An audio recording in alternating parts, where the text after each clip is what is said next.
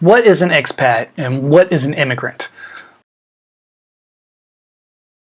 Well, Wall Street Journal defines expats and immigrants as, it depends. It depends on your social class, country of origin, and economic status. It's strange to hear some people in Hong Kong are described as expats, but not others. Anyone with roots in a Western country is considered an expat. Filipino domestic helpers are just guests, even if they've been there for decades. Mandarin-speaking mainland Chinese are rarely regarded as expats.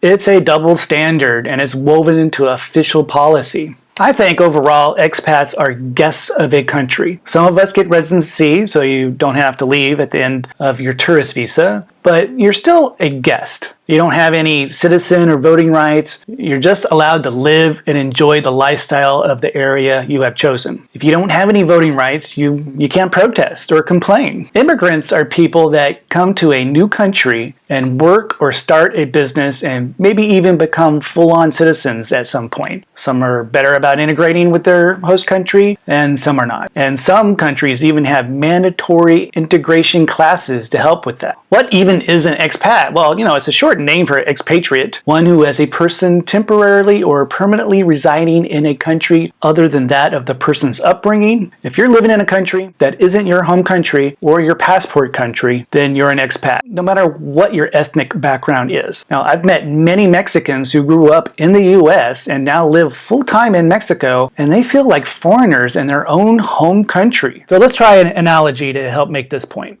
Guests in my home are invited in. They're offered a cold drink, asked to join us for meals, and provided with a bed if they're staying the night. So, as long as a person is a guest in my home, they will be treated with kindness and certainly won't have to pay for anything. Guests do not have to pay to enter my home.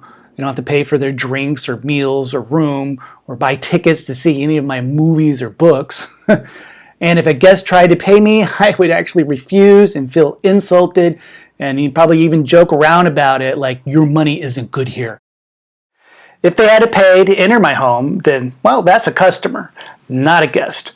Customers pay for their drinks and meals and their bed and may even have to pay a cover charge to get in. I would expect customers to behave properly in my business. At least I kick them out or call the cops on them. If there is an analogy to be made, they are paying customers and are entitled to expect a certain amount of rights in return for their patronage. Some even are more than paying customers and have a degree of vested interests, immigrants, and not only have the right to make some noise and point out faults and try to make changes, but perhaps even an obligation to do so. But the bottom line is that expats are paying customers. If you don't like some laws of your country that you're living in, then leave the country and go to one that you do like. There are a lot of countries in the world. I'm sure at least one will fit you. But complaining about local politics or any rules while being a foreigner is just a big waste of time. They are not going to change because you won't follow the rules that everyone else has to. Complaining about being scammed, well, yeah, that's fine. I've had to do that a few times, actually. I lost $2,000 once because, well, the landlord wouldn't return my deposit on a condo that I was stayed in for 9 months. Another time, my fiancée had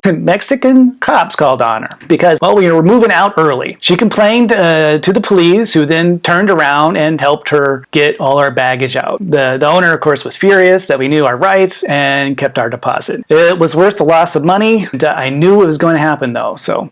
Part of accepting being an outsider is just to recognize that you are an outsider for life. Probably forever have to apologize for the politics of your home country. I've had even once or twice I've faked my nationality just to avoid the subject at a party.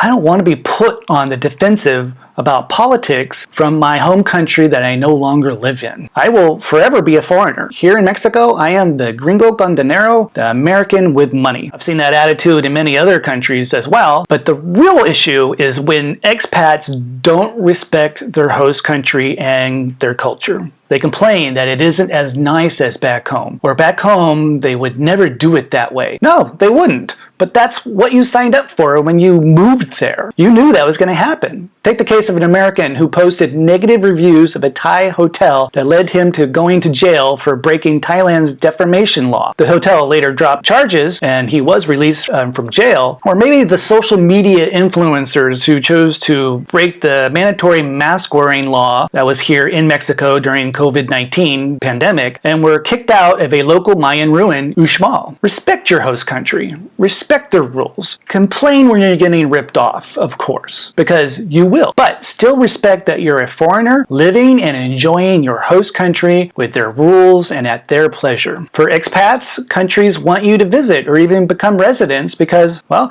you bring money and contribute to the economy without using any social services. Be kind. Contribute to the local economy and local charities and enjoy your lifestyle without harming anyone. I feel very lucky to enjoy this beautiful coastline in Yucatan, Mexico, and live the life I want in a very safe and extremely pleasant and comfortable place. Hey, thank you for joining me today. If you got a question, then leave a comment and I will return with a comment or maybe even a video. And are you wanting to become an expat soon? Then go over and grab my Expat Rebel guide to becoming an expat in 30 days. It shares how I went from idea to moving to Mexico in about 30 days and also shares how you can save about $3,000 on mistakes that I made within the first month. Do you want to get weekly updates on the latest expat news? Then go join the Expat Rebel newsletter where I include the weekly video like this, but also the expat articles I read this week that are only included in the newsletter. You can, of course, get that over at expatrebel.com,